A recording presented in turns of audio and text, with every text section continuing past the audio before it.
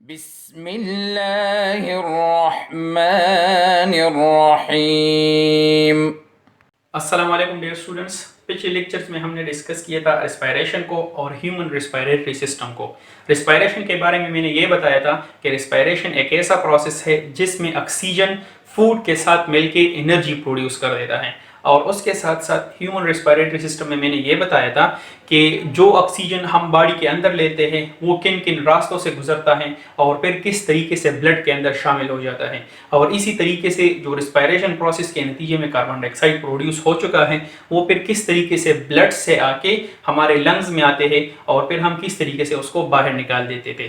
तो ये चीज़ें हमने डिस्कस की थी ह्यूमन रिस्पायरेटरी सिस्टम में और साथ साथ रिस्पायरेशन में इसको हमने डिस्कस की थी। तो आज बारी है हम पढ़ेंगे हाउ वी ब्रीथ, कि हम किस तरीके से सांस लेते हैं और हम जब सांस लेते हैं तो हमारे लंग्स के साथ क्या होगा, यहाँ पे हमारे अगर रिब्स मौजूद है तो उसके साथ क्या होगा।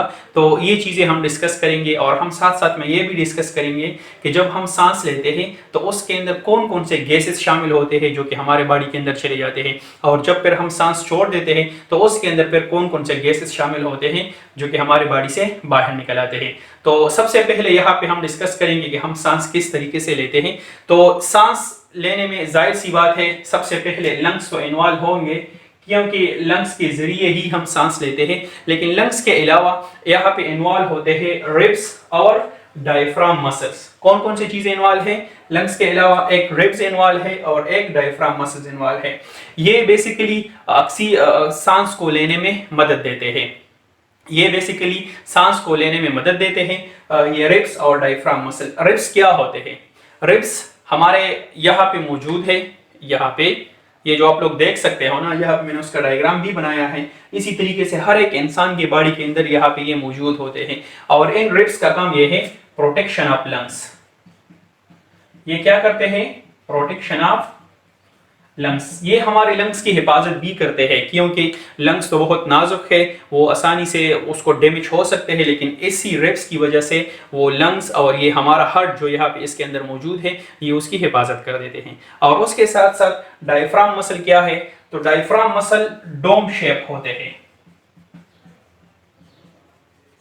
डोम कहते हैं एक गुंबद को कहते हैं। इस तरीके से एक गुंबद होता है ना, उसको हम डोम कहते हैं। तो इस डायफ्राम का मसल जो है ये भी डोम शेप होता है। इसी तरीके से आप लोग देख सकते हो, ये इसको हम कहते हैं डोम शेप्स।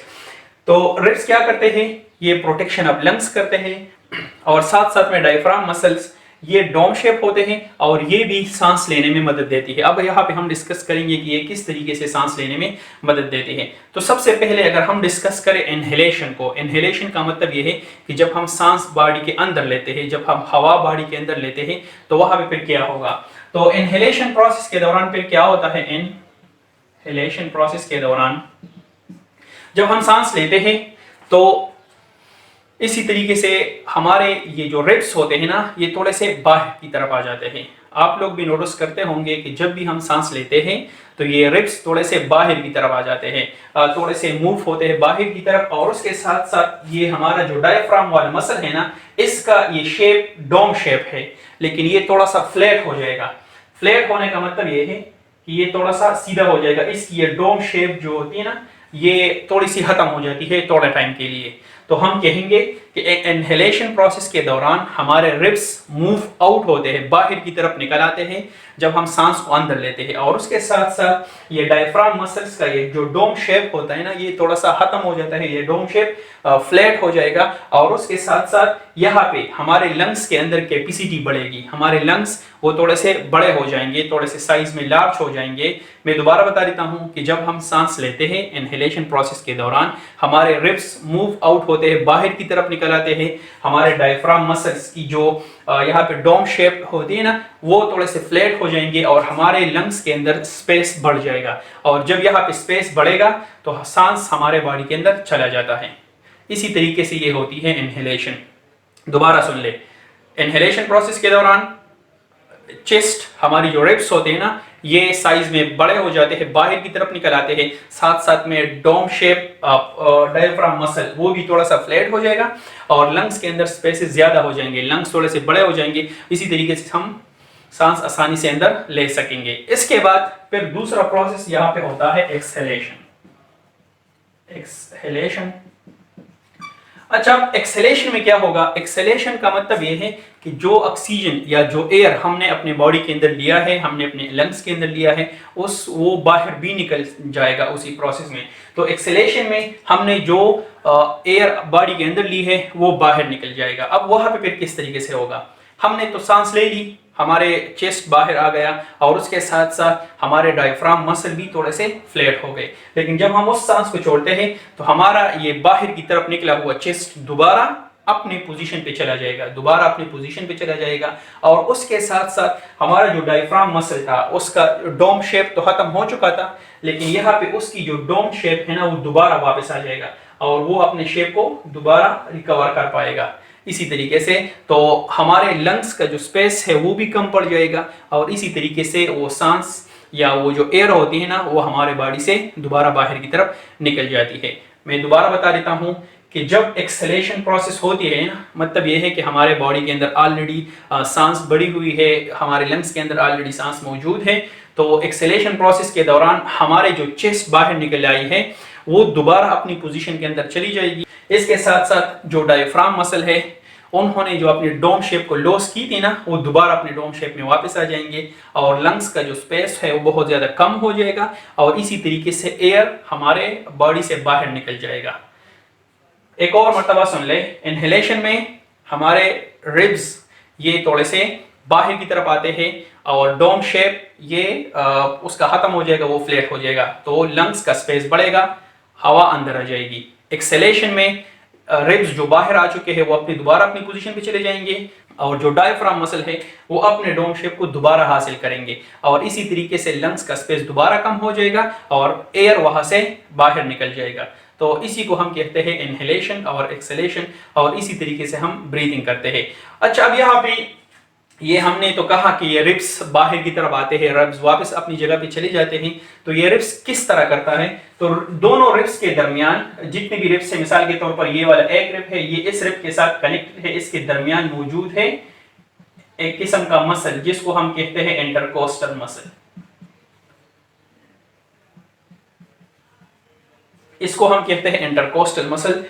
तो ये मसल इन दोनों रिब्स को एक दूसरे के साथ कनेक्ट कर लेती है, तो उनके दरमियान मसल्स मौजूद है। तो इसी वजह से ये जब हम सांस लेते हैं तो ये रिब्स बाहर की तरफ निकल आते हैं और जब हम सांस छोड़ लेते हैं तो ये अपनी पोजीशन पे वापस चले जाते हैं। तो ये तो था कि हम सांस किस तरीके से लेते हैं। अब यहाँ पे हम ये डिस्कस करेंगे कि जब हम सांस लेते हैं तो उसके अंदर कौन कौन से सब्सटेंस होते हैं, कौन कौन से वहाँ पे गैसेस मौजूद होते हैं।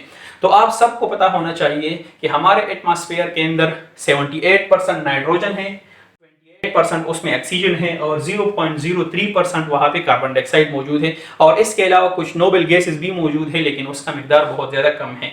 तो जब भी हम सांस लेते हैं तो ये तीनों गैसेस हमारे बॉडी के अंदर चले जाते हैं। हमारे बॉडी के अंदर नाइट्रोजन भी चला जाता है 78%, हमारे बॉडी के अंदर 21% ऑक्सीजन भी चला जाता है और साथ साथ में 0.03% कार्बन डाइऑक्साइड भी हमारे बॉडी के अंदर चला जाता है। तो कहने का मतलब ये है कि जितनी भी गैसेस इस एटमॉस्फेयर के अंदर मौजूद है, तो जब हम सांस लेते हैं वो सारे गैसेस हमारे बॉडी के अंदर चले जाते हैं। उसके बाद जब हम एक्सहेलेशन करते हैं और उसी गैसेस को बाहर निकालते हैं तो वहां पे दोबारा 78% नाइट्रोजन होगा। अब जितना नाइट्रोजन हमने इनहेल किया है उतना ही नाइट्रोजन हम बाहर निकालेंगे। उसका रीजन यही है कि नाइट्रोजन हमारे बॉडी के अंदर डिसॉल्व नहीं होता, नाइट्रोजन हमारे बॉडी के सेल्स के साथ डायरेक्टली रिएक्शन नहीं कर सकता। तो इसी वजह से हमने जितना नाइट्रोजन अपने बॉडी के अंदर लिया है उतना ही नाइट्रोजन हम बाहर निकालेंगे। उसके साथ साथ हमने 21% ऑक्सीजन लिया था, लेकिन हमारे बॉडी से बाहर निकल रहा है 16%। तो इसका मतलब ये है कि वो जो रिमेनिंग ऑक्सीजन था वो हमने इस्तेमाल कर लिया। कौन से प्रोसेस के अंदर इस्तेमाल किया है? रिस्पायरेशन प्रोसेस के अंदर ये हमने इस्तेमाल किया है। और उसके साथ साथ हमने कार्बन डाइऑक्साइड 0.03% लिया था, लेकिन अब हमारे बॉडी से बाहर आ रहा है 4% कार्बन डाइऑक्साइड।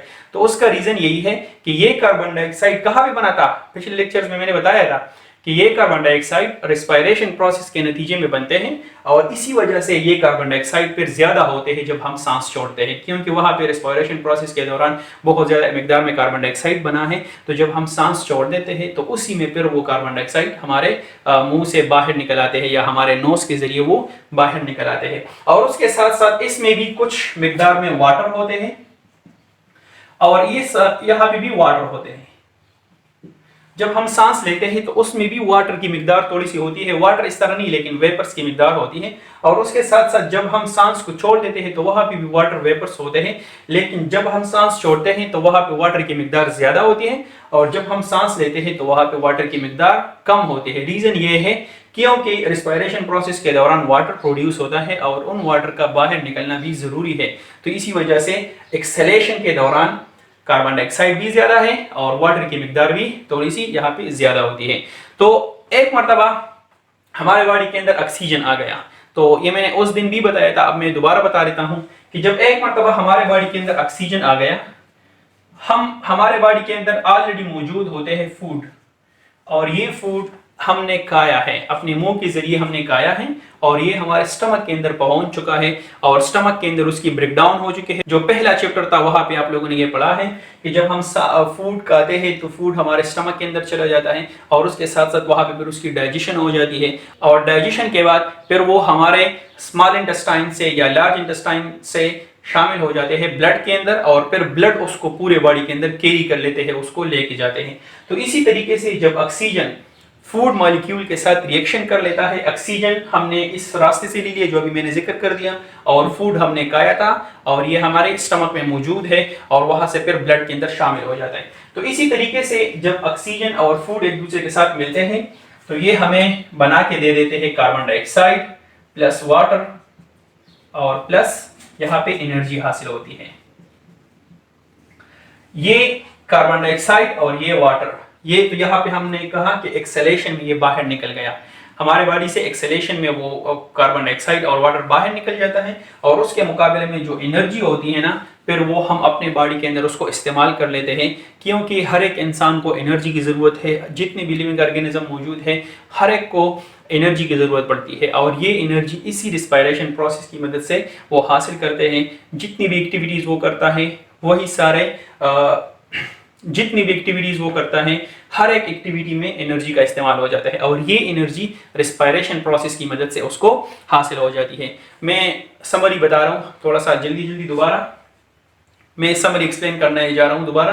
तो यहाँ पे हम किस तरीके से सांस लेते हैं, सांस लेने में दो प्रोसेस इन्वॉल्व है, एक है इनहेलेशन, दूसरा है एक्सहेलेशन। इनहेलेशन में हम सांस लेते हैं, एक्सहेलेशन में वो ही दोबारा बाहर हमारे जिस्म से निकल जाती है। तो जब हम इनहेलेशन करते हैं, सांस को अंदर लेते हैं, हमारे रिब्स जो मौजूद है यहाँ पे, ये रिब्स बाहर की तरफ आ जाते हैं और उसके साथ साथ जो डायफ्राम मसल यहाँ पे मौजूद है नीचे साइड पे, वो डोम शेप का होता है, तो उसका डोम शेप थोड़ा सा फ्लैट हो जाएगा और उसी हिसाब से हमारे लंग्स के लिए स्पेस ज्यादा बढ़ेगा, हमारे चेस्ट कैविटी के अंदर लंग्स के लिए स्पेस ज्यादा बढ़ेगा। तो इसी तरीके से वो एयर हमारे लंग्स के अंदर डायरेक्टली चले जाते हैं। उसके साथ साथ जब हम सांस छोड़ देते हैं तो ये रिब्स तो बाहर आ चुके हैं और ये डायफ्राम ने अपने जो डोम शेप है वो तो खत्म हो चुका है। तो जब हम सांस दोबारा छोड़ देते हैं तो वो रिब्स दोबारा अपनी पोजीशन पे चले जाते हैं और डायफ्राम का जो डोम वाला पोजीशन है वो दोबारा वापस आ जाता है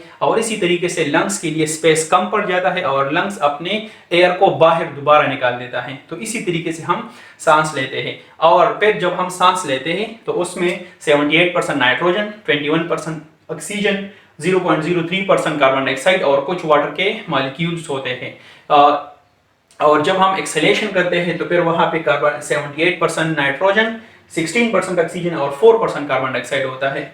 16% ऑक्सीजन इसी वजह से क्योंकि हमने 21% लिया था, बाकी ऑक्सीजन हमारे बॉडी के अंदर यूज हो गया।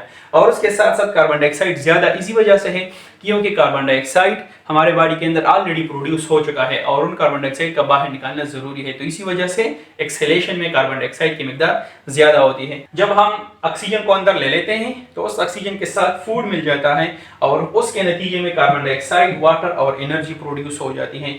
ये कार्बन डाइऑक्साइड और ये वाटर फिर एक्सहेलेशन प्रोसेस के नतीजे में बाहर निकल जाता है और जो एनर्जी होती है वो हमारे बॉडी के अंदर रह जाती है और फिर उसी एनर्जी की मदद से हम बहुत सारी एक्टिविटीज़ को कर सकते हैं। तो आज के लिए आपका होमवर्क ये है कि आपके पेज नंबर 11 पे यहाँ पे ये दो शेप दिए गए हैं, दो पाई चार्ट दिए गए हैं। इन दो पाई चार्ट को आप लोगों ने नोटबुक्स में बनाना है और उसकी पिक्चर लेके फिर व्हाट्सएप में शेयर करना है और उसमें ये चीज़ें भी शो करनी है कि इसमें नाइट्रोजन कितना है, कार्बन डाइऑक्साइड कितना है, ऑक्सीजन कितना है। तो ये दोनों पाई चार्ट आप लोग नोटबुक्स में बना लें, उसकी पिक्चर ले लें और फिर उसको व्हाट्सएप ग्रुप में शेयर कर लें। अगर आप लोगों का कोई भी क्वेश्चन है इससे रिगार्डिंग तो आप लोग व्हाट्सएप ग्रुप में पूछ सकते हो। तो आज के लिए इतना ही, इंशाल्लाह फिर अगले लेक्चर में मुलाकात होगी। तब तक के लिए अल्लाह हाफिज़। अल्लाहुम्मा अंफ़अना बिमा अल्लमतना वअल्लिमना मा यंफ़अुना वज़िदना इल्मा।